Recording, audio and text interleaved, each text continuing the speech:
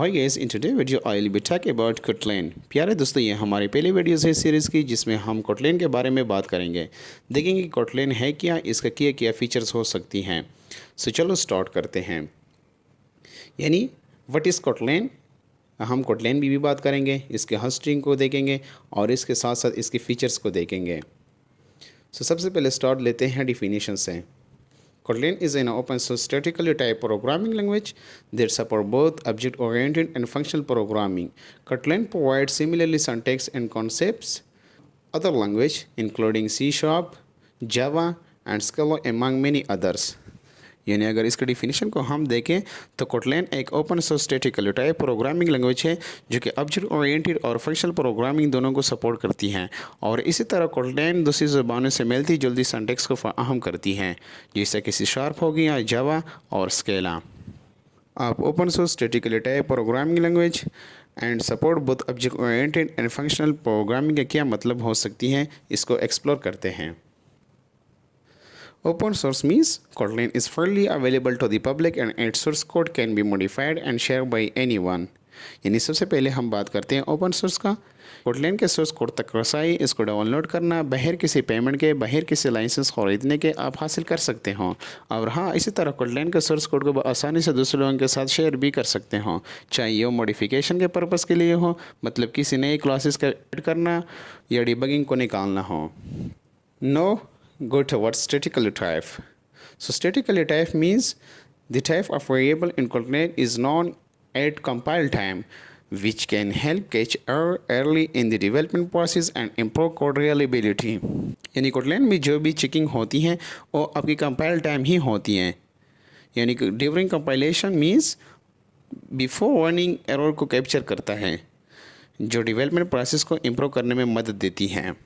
इसी तरह अगर हम देख लें support both object oriented and functional programming, it means Kotlin allow you to use both object oriented programming principle like classes and inheritance and functional programming principle like higher order function and immutability.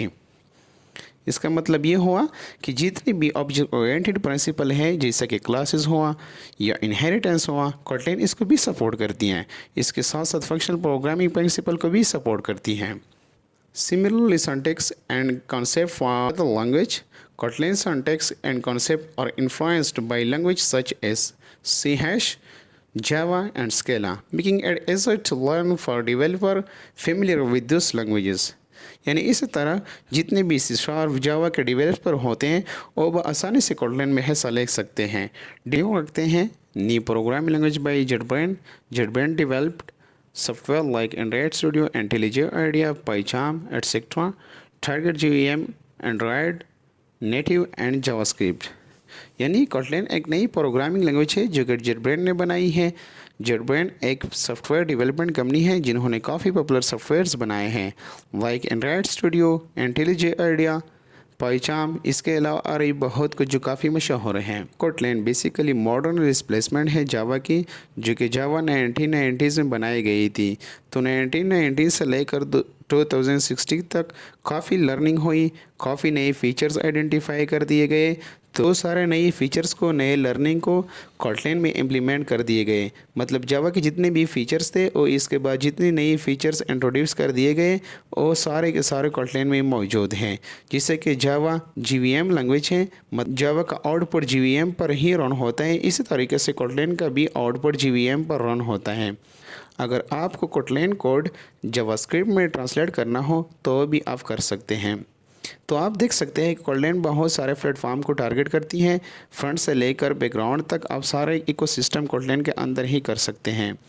अब अगर आसान लफ्ज़ों में मैं कह दूं तो कोटलेन एक जनरल पर्पस प्रोग्रामिंग लैंग्वेज है जिसके थ्रू आप मल्टीपल प्लेटफॉर्म और मल्टीपल इन्वायरमेंट को टारगेट कर सकते हैं।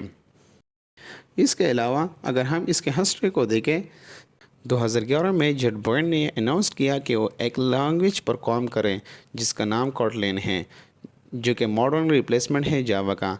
इसी तरह 2012 में कोटलेन को ओपन सोर्स बनाया गया, जिसका मतलब है कि और लोग भी कंट्रीब्यूट कर सकें। तो इसी तरह कोटलेन का फर्स्ट वर्जन 1.0 को 2016 यानी 2016 में लाइव कर दिया गया। यहाँ से आप अंदाज़ा लगा सकते हो कि फ़र्स्ट वर्जन को 2016 में लाइव कर दिया गया, जबकि अनाउंसमेंट 2011 को किया गया था। मतलब इसमें काफ़ी इम्प्रूवमेंट कर दिए गए हैं। इसी तरह 2017 में गूगल ने अनाउंस किया गया कि आप कोटलिन की मदद से एंड्रॉयड ऐप को बना सकते हो। तो इसी तरह साथ साथ में कोटलिन ने बहुत पॉपुलैरिटी गेन कर लिया गया, यानी एंड्रॉयड के बहुत सारे डेवलपर्स कोटलिन की तरफ मूव हो गए। और साथ साथ में 2019 में गूगल ने अनाउंस कर लिया गया कि एंड्रॉयड के लिए प्राइमरी लैंग्वेज कोटलिन ही है।